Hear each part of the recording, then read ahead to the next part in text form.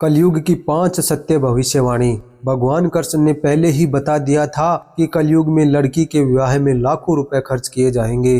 दोस्तों, आज हम आपको इस वीडियो में महाभारत से जुड़ी एक ऐसी अनसुनी कथा के बारे में बताएंगे जिसमें श्री कृष्ण ने कलयुग के 5 कटु सत्य बताए थे। दोस्तों, महाभारत एक ऐसा ग्रंथ है जिससे मनुष्य को अच्छी शिक्षा और अच्छा मार्ग मिल सकता है। इसलिए हर व्यक्ति को महाभारत से जुड़ी कथा सुननी चाहिए। इससे व्यक्ति को अच्छा धर्म का मार्ग मिलता है। दोस्तों, चारों प्रकार के युगों में कलयुग को सबसे श्रापित युग माना जाता है, क्योंकि कलयुग में मनुष्य कर्म और धर्म इन दोनों से ही दूर है। अर्थात कलयुग में मनुष्य न तो कर्म कर रहा है और न ही धर्म कर रहा है। दोस्तों, यह कथा महाभारत के समय की है, जब पांडवों के मन में कलयुग के बारे में जानने की प्रबल जिज्ञासा उत्पन्न हो रही थी। तब पांडवों ने भगवान श्री कृष्ण से पूछा कि हे प्रभु, द्वापर युग समाप्त होने वाला है, इसलिए हमारे मन में आने वाले युग कलयुग को जानने की जिज्ञासा उत्पन्न हो रही है।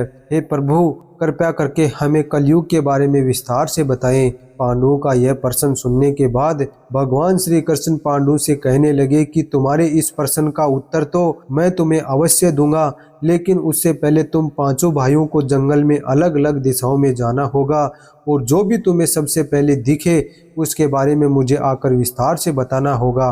पांडव भगवान श्री कृष्ण से आज्ञा लेकर जंगल में अलग अलग दिशाओं में चले गए। कुछ समय पश्चात पांडव जंगल से वापस आए तो भगवान श्री कृष्ण को उनके चेहरों पर कुछ प्रश्न पूछने का भाव दिखाई पड़ रहा था। उनके चेहरे देखने के बाद श्री कृष्ण ने कहा, अब मैं तुम्हें कलयुग के 5 सत्य बताऊंगा। उससे पहले तुम मुझे जंगल में जो कुछ भी देख कर आए हो वह सब विस्तार से बताओ, फिर उसी के जवाब में मैं आपको कलयुग के 5 सत्य बताऊंगा। भगवान श्री कृष्ण सबसे पहले युधिष्ठिर से पूछते हैं कि तुमने जंगल में क्या देखा। तब युधिष्ठिर बोले, प्रभु, मैंने पहली बार जंगल में 2 सूंड वाला हाथी देखा, जिसे देखने के बाद मैं आश्चर्यचकित हूँ। कृपया मुझे इस विचित्र हाथी के बारे में बताने का कष्ट करें। तब भगवान श्री कृष्ण बोले, युधिष्ठिर, तुम्हारे इस प्रश्न का जवाब है कि कलयुग में ऐसे लोगों का बोलबाला होगा जो कि दोनों ओर से शोषण करेंगे, जो बोलेंगे तो कुछ जबकि उनकी मनसा बिल्कुल उसके विपरीत होगी। अर्थात ऐसे लोग जो सामने से तो आपके घनिष्ठ मित्र की तरह बन के रहेंगे, परंतु उनके मन में जहर और ईर्ष्या भरी होगी।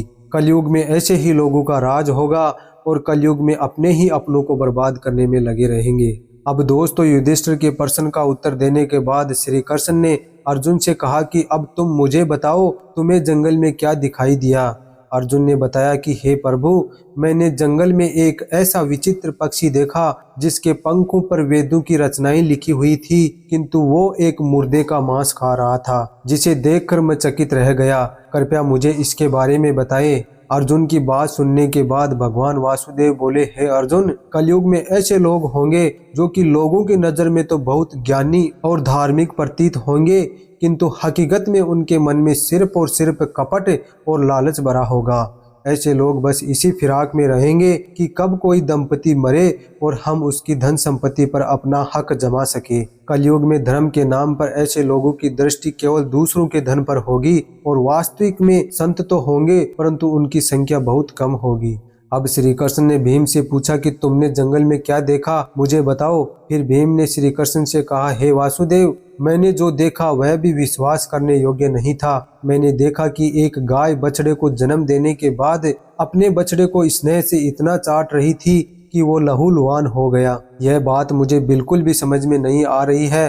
कृपया मेरे इस प्रश्न का उत्तर देकर मेरे मन की शंका को दूर करें। श्री कृष्ण भीम के प्रश्न का उत्तर देते हुए बोले कि हे भीम, कलयुग के लोग अपने बच्चों से इतना स्नेह करेंगे कि उनका विकास पूरी तरह से रुक जाएगा। उनकी ममता के कारण उनकी संतानें पारिवारिक बंधनों में बंधी रहेंगी, जिससे उनका भविष्य पूर्ण रूप से अंधकारमय हो जाएगा और कोई भी अपने बच्चों को भक्ति, ज्ञान और वैराग्य के मार्ग पर चलने की प्रेरणा नहीं देगा, जिसके कारण वे मोह माया के जाल में पूरी तरह से फंसे रहेंगे। भीम के प्रश्न का उत्तर सुनने के बाद नकुल भगवान श्री कृष्ण से बोले, हे माधव, मैंने देखा कि एक बहुत बड़ी शिला पहाड़ से नीचे की ओर बहुत तेजी से आ रही थी। उसके मार्ग में आने वाली बड़ी बड़ी शिलाएं भी उसको नहीं रोक पा रही थी, किंतु एक छोटे से पौधे से टकराकर वह शिला रुक गई। इस घटना को देखकर मैं पूरी तरह से अचंभित हो गया हूँ। कृपया मुझे भी इस बात का उत्तर दीजिए कि कैसे जिस शिला को बड़ी बड़ी शिलाएं नहीं रोक पाई,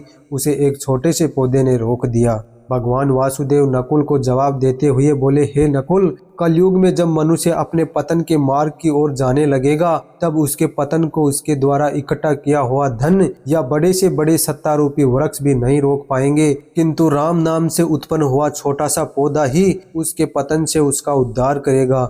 इसलिए कलयुग में मनुष्य के लिए पतन से बचने का सिर्फ एक ही उपाय है, राम नाम का जाप। इसके पश्चात सहदेव ने बताया कि हे वासुदेव, मैंने जंगल में एक स्थान पर बहुत सारे कुएं देखे जो कि जल से भरे हुए थे, किंतु उनके मध्य में एक कुआं था जो कि सबसे गहरा और सूखा हुआ था। प्रभु, ये कैसे संभव हो सकता है कि जल से भरे हुए कुओं के मध्य में एक खाली कुआं हो? भगवान कृष्ण सहदेव के प्रश्न का जवाब देते हुए बोले कि हे सहदेव, कलयुग में मनुष्य धन से कितना भी परिपूर्ण क्यों न हो, फिर भी वह किसी जरूरतमंद की मदद नहीं करेगा।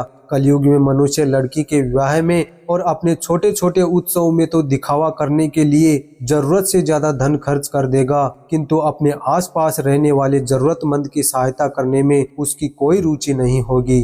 धनवान व्यक्ति गरीब व्यक्तियों का उपहास तो करेंगे, किंतु उसकी मदद कभी नहीं करेंगे, चाहे वो उनके सगे संबंधी ही क्यों न हो। कलयुग में कहीं तो अनाज ज्यादा होने की वजह से सड़ रहा होगा और कहीं अनाज की कमी होने से मनुष्य भूख से मर रहे होंगे। इसलिए सहदेव, तुम्हें जल से भरे हुए कुएं यानी धनवान लोगों के बीच में सूखा हुआ कुआं यानी जरूरतमंद गरीब दिखाई दिया। और सहदेव, कलयुग में जो जरूरतमंद की सहायता करने में रुचि रखेगा, उसके ऊपर परमात्मा का आशीर्वाद सदा बना रहेगा और वह कलयुग के प्रभाव से भी बचा रहेगा। तो दोस्तों, यह वो कलयुग के 5 सत्य है जो भगवान श्री कृष्ण ने पांडवों के द्वारा पूछे गए प्रश्नों का उत्तर देकर पांडवों को महाभारत काल में ही बता दिए थे, और ये आज के समय में पूर्ण रूप से सत्य सिद्ध हो रहे हैं। दोस्तों, आज का वीडियो अगर आपको पसंद आया हो तो वीडियो को लाइक और अपने दोस्तों को शेयर कर देना, और हमारे चैनल राज शिव भक्त को सब्सक्राइब जरूर कर लेना। वीडियो पूरा देखने के लिए आपका बहुत बहुत धन्यवाद।